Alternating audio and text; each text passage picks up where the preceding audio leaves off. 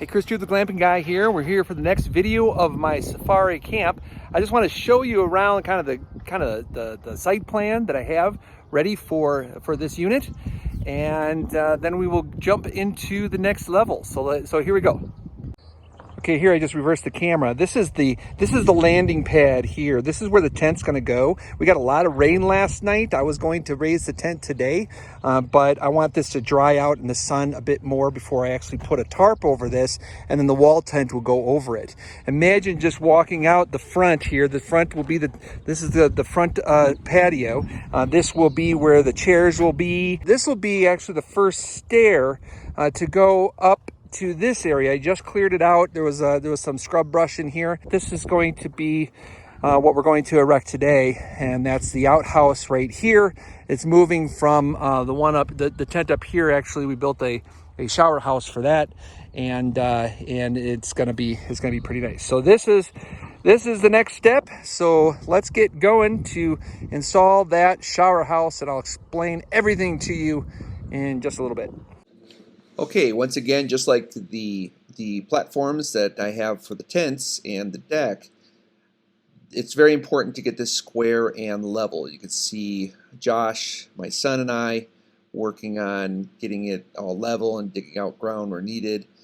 That big yellow level is very, very important. Now this platform was taken from another one, so it's already square. We're just lifting it up. It was quite heavy, but we just needed it level. We needed it level for the guests to just step up a little bit. I really like the position of this because it's right next to that bush. So the tent, when it goes up, will be somewhat hidden in the bushes, which I think will have an aesthetic feel to it. Now Josh left me to go ahead and build the tent and set the outfitter's tent up, and a few specifics that I'd like to share with you. To show you my solution for the screws to the grommets, because these, instead of stakes going in to the ground, they're actually screws with washers going through the grommets and holding it to the platform. And so what I have are regular decking screws, okay, and then I bought these special washers so that they don't go through, and this is what I hold the grommets to the boards on. Works like a charm. Been doing it for years. I even got some leftovers, some recycled ones, and that's how I do it. Yeah, Davis Tent calls these royal thrones. I like their hunting attitude. They are, if you have a chance to visit their showroom up in Denver, it's well worth it. Oh, here's another note. I would like to say, don't be that guy who feels secure about drilling it to the ground or staking it to the ground and not roping it to the ground. It really does need to be roped down. A good gust of wind could take this thing out.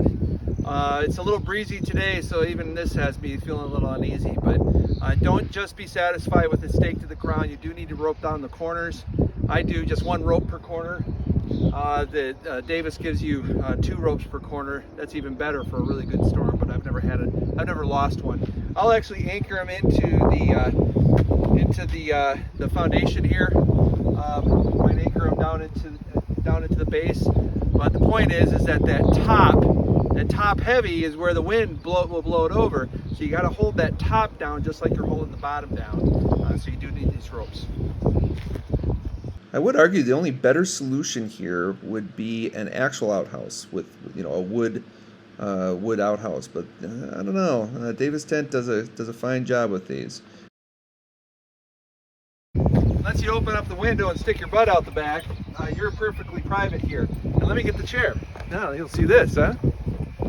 Now if you ask me, this is the best chair in the market. This is the Cabela's glamping chair. I prefer it over composting toilets. Composting toilets are kind of gross. I don't like them. Keeping your crap there and I don't care how many wood chips you put in there, I still feel awful about it.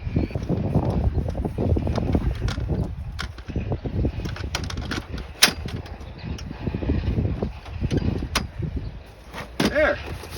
The Cabela's Commode, they call it. And you put the bucket underneath, and we line it with a bag, and then put our pea pellets in there. Pea pellets meaning like wood chips, things that like in hamster cages and stuff like that. And it's got a little, we keep our toilet paper and the refreshener stuff. And this is the Cabela's toilet. And you can see it's very spacious in here. Let me pull the camera even closer. Got plenty of room. Let me zoom out a bit. There we go. Got plenty of room. You can sit on the toilet. I'm gonna sit on it. It's very, maybe my neighbors will see me, but you can see that it's just wonderful in here. I really think you can almost camp out in here. It's so big. So that concludes the camping commode. Now for the tent. We get the tent all set up. You can see that's how it's going to be. All right. So let's move on.